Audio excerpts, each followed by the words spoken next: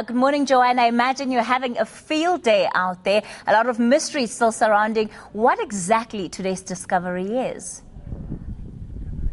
That's right, Kath, but we will know in under an hour, because that is when Professor Lieberger and his team begin to unveil this massive new find from the cradle of humankind here in Maropeng in the Northwest Province. Now, there's been a great deal of secrecy surrounding this. We know that they began work on it roughly 2 years ago. That was when the initial finding was made, and then a massive investigation began into a cave, a particular section of this cave, very deep underground, when what we understand was quite a dangerous space.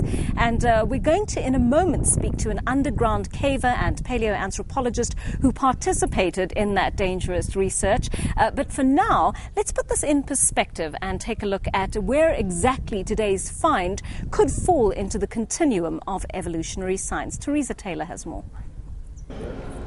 Thanks, Joe. I'm here in the Maropeng Visitor Centre, and this is a space that allows the public to interact with our history and the multiple finds that have been made in this area. I mean, this area is where about 30% of the world's human relative fossil finds have been made. It's been the site of very important discoveries like Mrs. Plez, discoveries like the Tung Child, which you can see here to my left.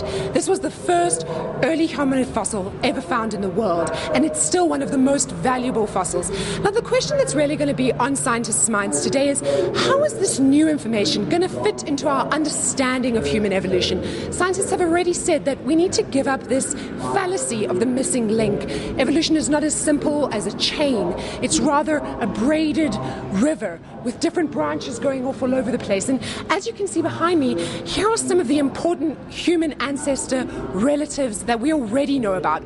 What are we going to find out today? How is this picture going to change?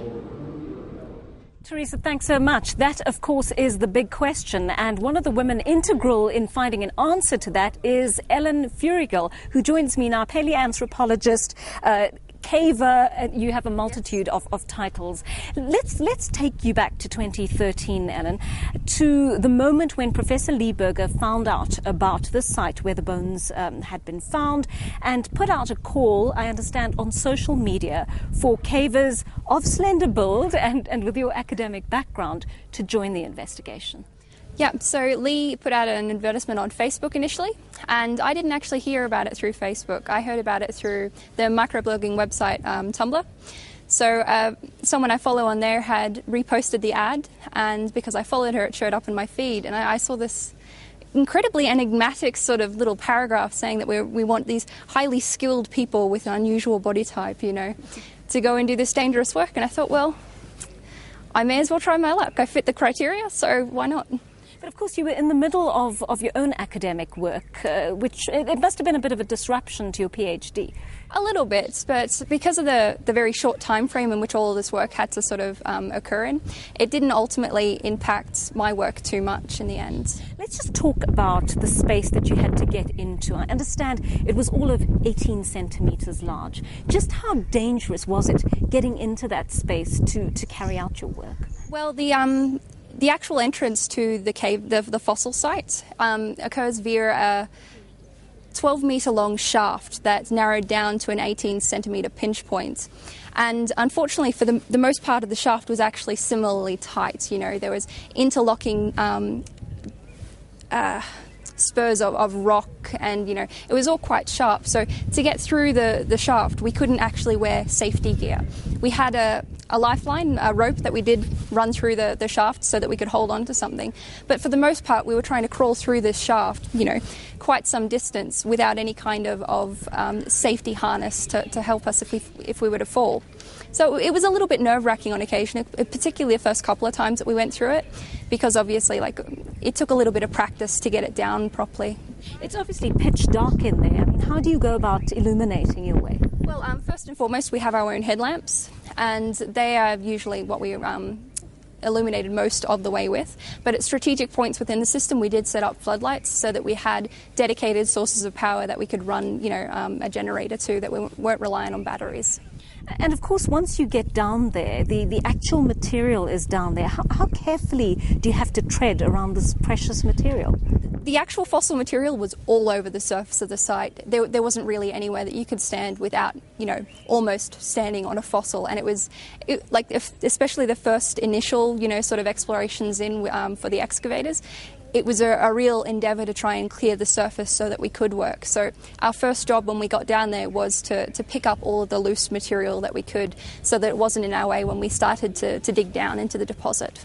Your contribution was quite unique in the sense that you took part in both sides of the activity, retrieving the fossils first of all, and then examining them afterwards. Yeah, I was really lucky to be able to go to the workshop afterwards, where again Lee and John put out a call for early career researchers who had these paleontological skills and could bring data sets to the analysis, and I fit the criteria for that as well. So I applied and got in again, and I had the luck, I suppose, of being the lead author on the upper limb paper. So that's not yet published, but it will be soon. And of course, this was your first visit to South Africa. Yeah, the initial excavation was my first trip to South Africa, and I honestly couldn't think of a better sort of circumstance in which to come to South Africa. I mean, the entire experience was just one of total joy at discovering something new and exploring something new and having, the opportunity to be the first person or one of the first people to see this material in who knows how long. It could be millions of years for all we know. Thank you so much for talking to us. That's and lovely to have you in the country. Thank you very much.